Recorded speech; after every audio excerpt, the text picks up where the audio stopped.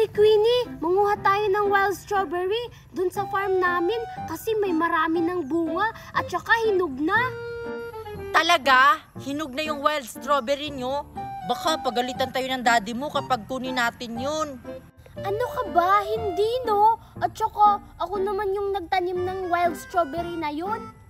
Ay, ikaw pala yung nagtanim nun, Nicole. Ang bilis namang tumubo.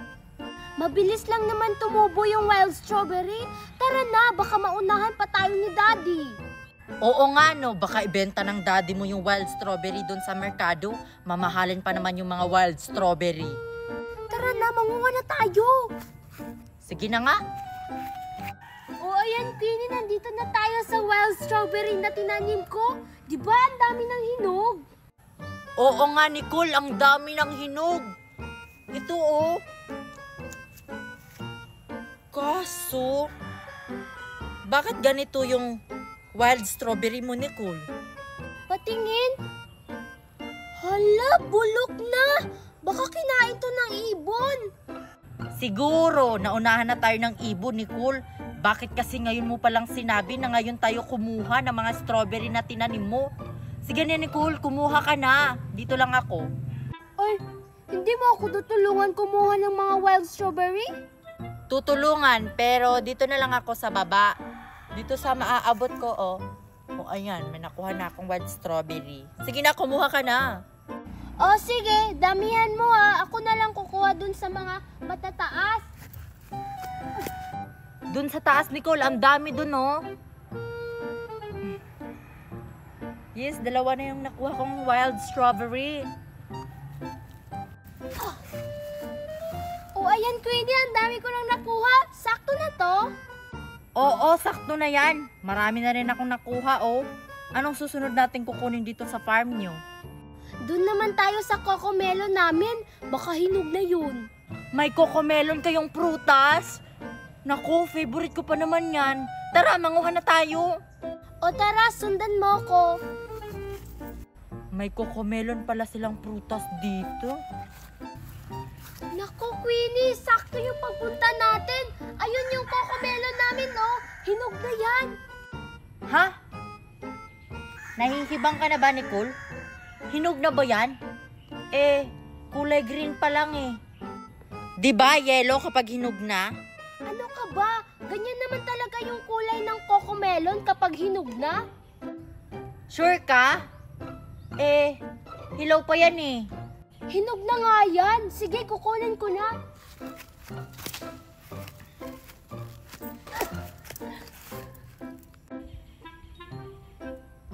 Ganito ba talaga yung cocomelon? Hinog na talaga yan. Oh, ano naman susunod natin kukunin dito sa farm namin? Abay, hindi ko alam. Sa inyo naman tong farm to, di ba? Ay, oo nga pala, sa amin pala to. Ay, alam ko na, Queenie. Lansones na lang yung susunod natin kukunin. Talaga, Nicole? May lansunes kayo dito? Oo, si Daddy yung nagtanim nun. O, tara na. Ang dami talagang prutas ni Nicole dito sa farm nila. Lansones? Ang sarap na prutas nun. Oh, ayan, Queenie, yung lansones namin. Ang daming bunga. Swerte yung pagpunta natin dito. Lahat ng prutas namin namumunga. Oo nga. At saka, ang dali pa niyang kunin kasi naaabot ng kamay natin. Hindi talaga tayo magugutom, Queenie, kapag pumunta tayo dito sa farm namin. Oo nga. Tsaka mabubusog tayo dito. Tulad ng mga kinuha natin, ang dami-dami na. Oh, manguha na tayo ng lansones.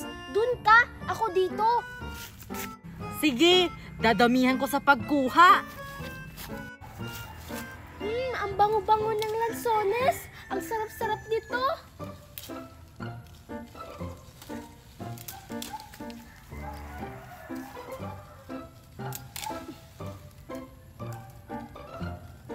Wow, ang daming bunga ng lansones. Dadamihan ko sa pagkuha kasi bibigyan ko yung mami at saka daddy ko. Para hindi na sila bibili dun sa merkado.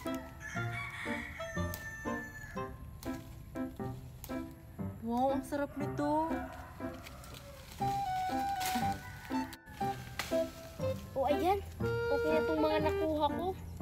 Oy, Queenie, tapos ka na. Tayo na. Ang bilis naman. Wait lang, saglit. Dadamihan ko pa. O, ayan, okay na to. O tara, kainin na natin to. O, ayan, Nicole. Ito yung mga nakuha ko dito sa farm nyo. Wild strawberry, cocomelon, at saka lansunes. Mas madami pa yung nakuha ko kaysa sa'yo at saka malaki yung cocomelon ko. Pareho lang naman eh. Ano, kakainin na natin to? Oo, kaya nga kinuha natin. Sayang naman kung itatapon lang natin to. Malalago talaga tayo kay Daddy. Oo nga no. Ano kayang uunahin ko dito? Ay, ito na lang. Yung wild strawberry. Tikman ko nga kung masarap ba. Ang sarap. Ang sarap, no? Ako, titikman ko yung lansones. Masarap yung lansones, Nicole. Oo, Queenie, ang sarap. Ang tamis. Talaga? Mamaya na lang ako kakain ng lansones. Ibibigay ko kasi to sa mami tsaka daddy ko. Ito na lang yung kakainin ko. Cocomelon.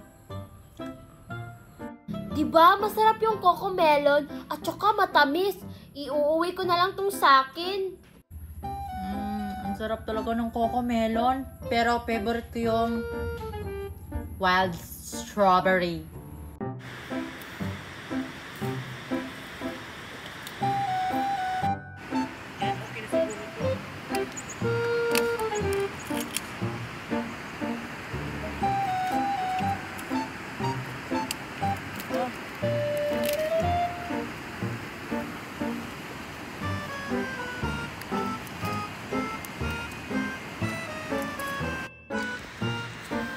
Uy, si Marian, oh! Uy, Marian! Asan si Queenie? Tsaka, ano yung kinukuha mo? Ay, wala to.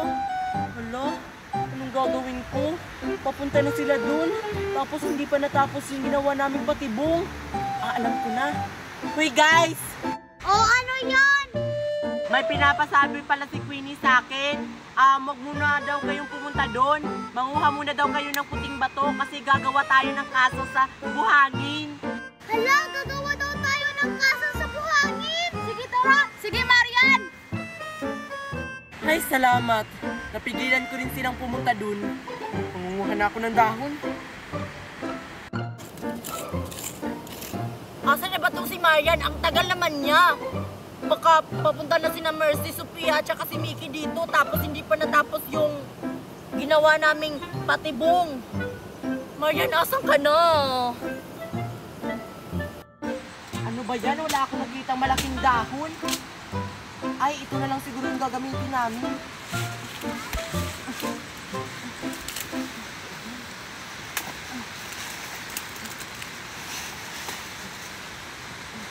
Okay na siguro to.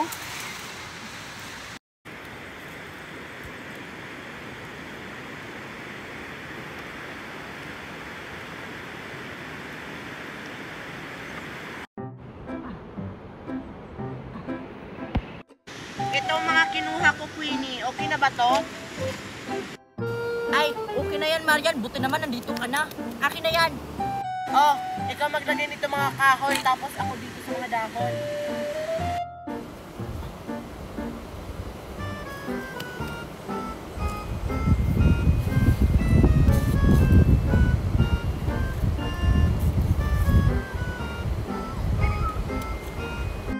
Tsaka Queenie, nandito na pala sila.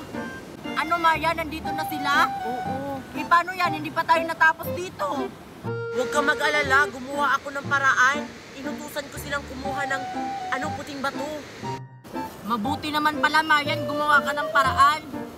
Ayan, malapit na tayong matapos dito. Okay na siguro to, Mercy. Tara na. O sige, tara. O ayan, Queenie, lalagyan na natin ito ng buhangin.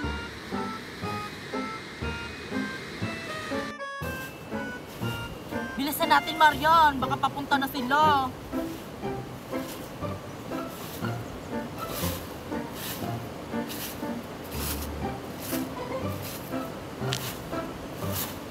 La la la O ayan, Queenie, tapos na. Oh, tara na Marian, umalis na tayo dito.